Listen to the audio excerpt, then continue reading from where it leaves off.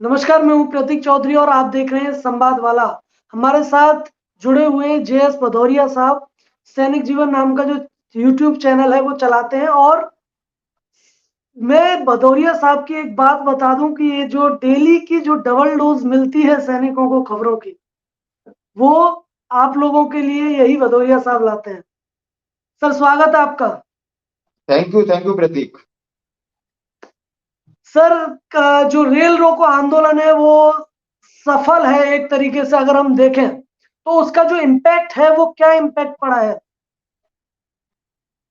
हाँ जी, प्रतीक, जैसा आपने पूछा कि रेल रोको आंदोलन का क्या इम्पैक्ट है, ये कितना सफल है या नहीं है, जरा हम आपके सामने कुछ न्यूज और कुछ एविडेंस रखना चाहते हैं जो कि हमने नहीं बनाया। ये आपके न्यूज़पेपर में आप देख सकते हो। सबसे पहले इंग्लिश न्यूज़पेपर देख सकते हो, वो कह रहे हैं 140 train affected due to exservicemen agitation, 20 mail express and 13 आपकी पैसेंजर एक्सप्रेस है।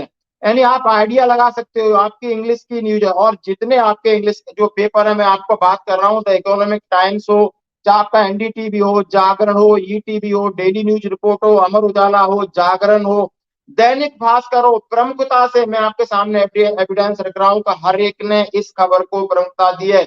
और सीधा सीधा कहा है उन्होंने कि जवानों के साथ जो अनोबलीज हुई है वन रैंक वन पेंशन को लेकर, जवानों ने प्रोटेस्ट किया है। और सीधी सीधी आप इसके लिए आप समझ सकते हो कि आंदोलन एक ऐतिहासिक आंदोलन है, जो कि सैनिकों को किसी भी प्रकार का आंदोलन करने के लिए बहुत सारा चीजें सोचनी पड़ती हैं, क्योंकि शायद हमारा स्वभाव नहीं है, हमारे स्वभाव के विपरीत है। क्योंकि हम देश की जनता से प्यार करते हैं, देश की साजो सामान से प्यार करते हैं, हम लोकल जो भी आपकी गवर्नेंस है, जो प्रशासन है, हम उसकी रेस्पेक्ट करते हैं। हमें ऐसी चीजें करने के लिए मजबूर किया गया है। और ये मजबूरन जब हमने जो शंभू बॉर्डर को हमने सिलेक्ट किया, और वहां पर आप देख सकते हो कि कितना पुलिस फोर्स था।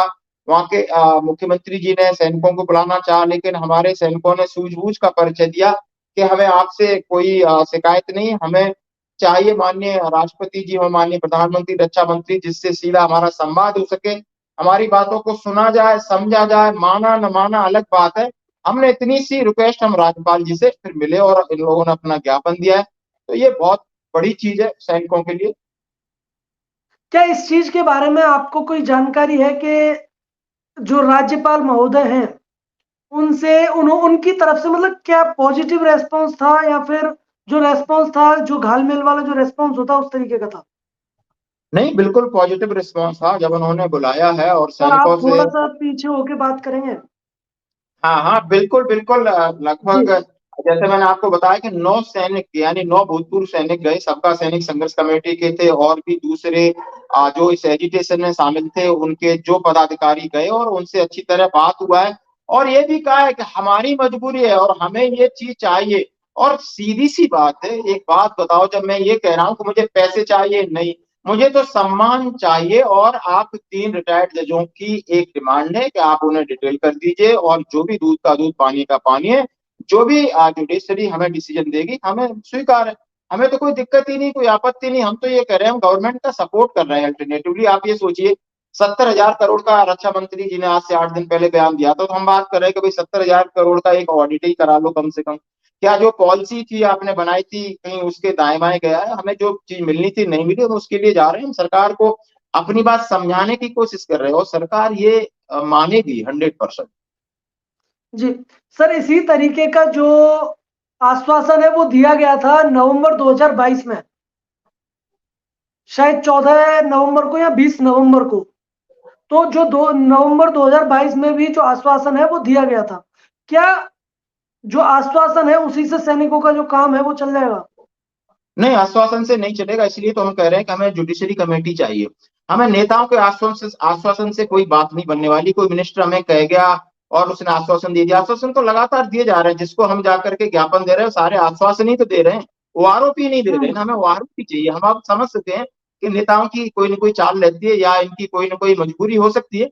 और नेताओं को एक इच्छा शक्ति दिखानी पड़ेगी। वो इच्छा शक्ति के लिए माननीय रक्षा मंत्री जी को इच्छा शक्ति दिखानी पड़ेगी, माननीय प्रधानमंत्री जी को दिखानी पड़ेगी कि नहीं, जवान आखिर मांग क्या रहे हैं। मांग रहे हैं ये इनकी डिमांड पैसा नहीं, इनकी डिमांड है कि जो आप जो देने जा रहे हैं उसको थोड़ा सा चेक कर लीजिए।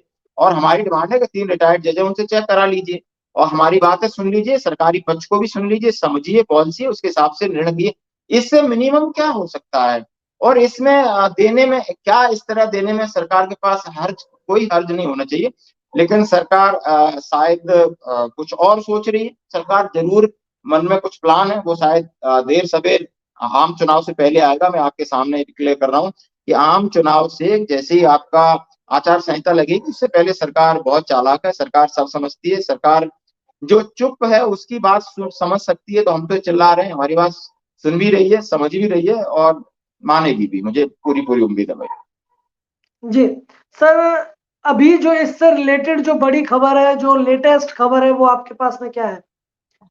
लेटेस्ट ये खबर है कि जो अभी पहला हमारा काम था कि रेल रोको आंदोलन, हमारे लिए बड़ी चुनौती थी कि हमें दिल्ली में हमने कॉल किया और वहां पर सरकार को हमने सारी चीजें पहले से अवगत कराई थी। ऑफिस तक सारी चीजें सरकार से मंजूरी थी और हम समझ सकते थे कि सरकार इस तरह होने नहीं देगी। उनके पास जो प्रशासनिक फोर्स है वो हमें डालेगा समस्या, तो वो सारी हुई। उन सब चीजों को सूझबूझ दिखाते हुए हमने वहां पर जो पंजाब और हरियाणा बॉर्डर पे किया, हम सफल रहे। हम अपने राज्यपाल जी का हम वेट कर रहे हैं, आखिर वो हमारी बात ऊपर तक पहुंचाते हैं। और दूसरे प्लान के लिए हम लगातार तैयारी कर रहे हैं कि हम जब तक ये, जैसा कि कहा गया है कि जब तक सरकार हमें किसी अच्छी टेबल पे नहीं बुलाती है और हमारी मांगे इस तरह सुनती नहीं है, मैं मानने की बात नहीं कर रहा, और उसके लिए कोई एक्शन नहीं लेती, तब तक हम किसी न किसी रूप में सरकार के सामने अपनी बातें रखते रहेंगे।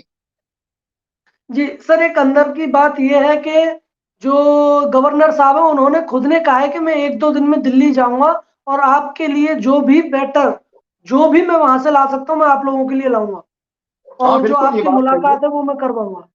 बिल्कुल बिल्कुल बात कही है उन्होंने। कहा है कि हम आपकी बातें ऊपर रखेंगे और जहां से जो भी ऊपर से पॉजिटिव रेस्पॉन्स होपफुली मिलेगा। क्योंकि मांगा कुछ नहीं है, हम कोई बड़ा पैकेज नहीं मांग रहे, हम कोई आपसे एक्स्ट्रा डीए नहीं मांग रहे, हम आंख बंद करके नहीं कह रहे हमारी बेसिक पेंशन में बढ़ोतरी कर दीजिए या हमें और कुछ सुविधाएं दीजिए। हम तो सिर्फ ये कह रहे हैं कि जो आपने दिया है उसको जरा एक बार चेक कर लो, सही जगह पे गया है कि नहीं गया, और वो आपने हमारे लिए दिया है और हम आपके सामने खड़े, हमें मिला नहीं है। बस एक बीच की बात है, उसको सरकार जरूर समझ रही है। मैं बिल्कुल आशान्वित हूँ और लोगों को इसका फायदा जरूर मिलेगा। अच्छा सर, ये जो है, ये पहली बार ऐसा, मतलब पिछले, अगर मैं जंतर मंतर वाले आंदोलन की बात करूं, पिछले 10 महीने से ऐसा पहली बार देखा गया है कि जो सैनिक हैं उन्होंने इस तरीके का जो स्टेप है वो लिया हो, जिससे कि जो देश है उसकी इकोनॉमी पर फर्क पड़े। लेकिन मैं एक चीज जानना चाहता हूं कि क्या इससे जो सरकार है वो हिल गई, और कहीं ऐसा तो नहीं है कि सरकार ने अपने आप को बचाने के लिए जो गवर्नर साहब है उन्हें आगे कर दिया है? नहीं, सरकार बचाने के लिए नहीं, वहां पर जो हमारी डिमांड थी, हम पंजाब में थे तो अफकोर्स पंजाब के राज्यपाल से ही हमें मिलना था और उन्होंने हमें, राज्यपाल महोदय ने इन्हें आमंत्रित किया, उनकी बात सुनी, इन्हें ज्ञापन दिया, वो एक्सेप्ट किया और आश्वासन दिया। देखो, राज्यपाल महोदय आश्वासन नहीं दे सकते, एक मीडिएटर हैं, उनको सरकार का मैं मीडिएटर समझ सकता हूँ कि उन्होंने बात सुनी, हमें तवज्जो दिया और हमारी बात, एक प्रशासनिक बड़े सम्मानीय ओहदे पर है तो हमें उनकी बात सुनना समझना चाहिए। और हम भी सैनिक हैं, हम इस चीज को समझ सकते हैं, हमने इतना धैर्य रखा है तो और धैर्य सही। तो इसमें मैं ये नहीं कहता, और सरकार तो अभी देख सकते हो तेलंगाना में है, उनकी लीडरशिप है, इलेक्शन में बिजी है। तो इनको जो दायित्व मिला है हमारे से बात करने का, हम चाह रहे हैं कि हमें एक पॉजिटिव और एक अच्छा रिस्पॉन्स मिलेगा। चलिए सर, उम्मीद है कि आप लोगों को जो अच्छा रेस्पॉन्स है वो मिले और आपकी जो तमाम मांगे हैं वो मानी जाए। गवर्नर साहब है वो आपकी जो तमाम जो मांगे हैं, जो आपने मेमोरेंडम उन्हें दिया है, वो उसे जो एक उसकी सही जगह है वहां पर खुद अपने हाथों से पहुंचाएं। इसी उम्मीद के साथ में सर, आपका बहुत बहुत धन्यवाद, आप हमारे साथ जुड़े, बातचीत की। बिल्कुल, थैंक यू। और मैं आपके चैनल के द्वारा उन तमाम लोग, सबका सैनिक संघर्ष और जो भी पंजाब हरियाणा जो भी पदाधिकारी हैं, जो भी सैनिक हैं, मैं उन्हें सैल्यूट करता हूं, उनके जज्बे को, साहस को। खासकर एक बात हमेशा, एक शख्स है जो मेरे मन में है, मेरे दिल में, 94 ईयर्स का एक सूबेदार भगत सिंह है, मैं बार बार सैल्यूट करता हूं कि उनके जज्बे को, कि वो वाटर टैंक पे चढ़े रहे, रात भर घूमते रहे और इस आंदोलन के मुखिया हैं, उनके पास बहुत बड़ा अनुभव है। Thank you. जी सर, प्रगट साहब का बहुत बहुत बहुत सम्मान है। आपका बहुत बहुत धन्यवाद सर, आपने हमारे साथ जुड़े। Thank you Prateek, thank you.